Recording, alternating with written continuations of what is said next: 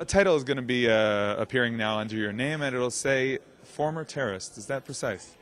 And currently a reformer of Islam. I prefer the second one because this is the one that I belonged to a radical group, yes, but I never did an act of evil. I stopped before doing it, so I was theoretically brainwashed, but I refused to continue the process to take it to the level of violence. So tell us about that, about your past in the terrorist event. I was a simple child, was born in Cairo, Egypt, 1961, for a very secular family. I developed motivation toward religion and God, and because of this motivation was very high, I became a member of an Islamic group. I belonged to Jama'ah Islamiyya in our medical school, where I met on a few occasions with Dr. Ayman al-Zawahri, second command of Al-Qaeda. He was a great leader for many Islamic groups back then, and he was graduated from the same medical school. That's why he used to come occasionally to pray with us and give us some lectures. So I was mentored by him, the second command of Al-Qaeda, personally. My dream was just to serve God, nothing more than this. And this dream and this passion has been used in certain way to create a jihadist mind or a violent mind that accepts sort of violence. I wanted to go to Afghanistan to share there. I thought about doing crimes in the name of God. And thank God, in the critical moments, my conscience wake up and I refuse to continue. What stood behind that, the will to do these crimes, to attack? It was basically this form of religious teaching that made the change in my mind. It was not poverty. I was from a wealthy family. It was not lack of education. I was in the medical school. My father was an orthopedic surgeon. My mother was a French teacher. So it was not lack of education or any of this stuff. It was basically religious forms of teaching that instructs us to use violence with non-Muslims or with Muslims who do not conform to our value system. Regarding the enemy, who was it? Was it the West, any non-Muslim, the Jews? West, but particularly the human rights values and women rights were the first enemy for us. Strange, but this was the first enemy, truly. Women rights. That's why when you see radical groups controlling any place, the first thing they do is they suppress women. First thing, before anything else, they tell women not to go out, to wear the hijab.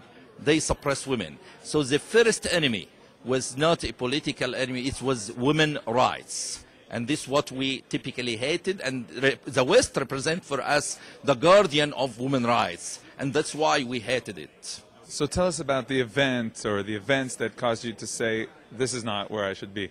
Actually, I was invited, after I became radicalized to a certain level, I was invited to contribute to some crime of kidnapping a police officer, killing him by burying him alive in a grave. So the whole concept of digging a grave for a human being who's alive beside the mosque and burying a man alive there was for me just beyond my ability to comprehend, and it was too much for my human conscience to accept something like that.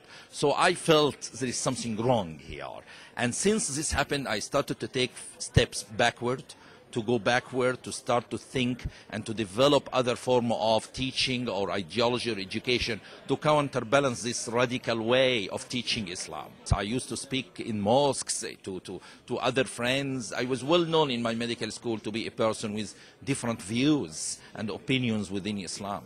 How did they react? The Jama'ah Islamiyya initially started to discuss the issue, my views, aiming at attracting me again to them, okay, bringing me back. But I refused, and my logic and analysis within the religion was relatively more powerful than their logic or analysis in my interpretations were relatively more logical. So they couldn't win me at the ideological level here. So they started to threaten my life, and they were threatened many times, but I lived with it. So it was for me part of my life, and I'm still alive here. Now you're here visiting Israel, a country dealing with terrorism for centuries already, basically. What is your message to the Israeli people, to the Jewish people? My message to them is, you are a great nation, and in the most difficult times in history, when the Nazi was putting the Jews in the ovens. You managed to get out of it. You managed to build a great country that respects human rights, and don't let your country surrender to barbarism. Fight for it. Use every tactic you can use, from military, educational, ideological, psychological, to stand against terrorism, and trust that the people who build this great nation are great people, and they will continue and they will make our world better. So trust that you can change the future. Really, there's a big debate in Israel. Do we make concessions to calm things down, or do we fight? Do we act determinedly? Never do concessions to radicals. The more you do concessions, the more they attack you. For example, when the radicals attacked U.S. embassies in Kenya and Tanzania in 1998, the response was weak. This was seen as concession or weakness, and this encouraged the radicals of Al-Qaeda to attack U.S. again on September the 11th, within 3 years. So you see the cartoon issue of Prophet Muhammad.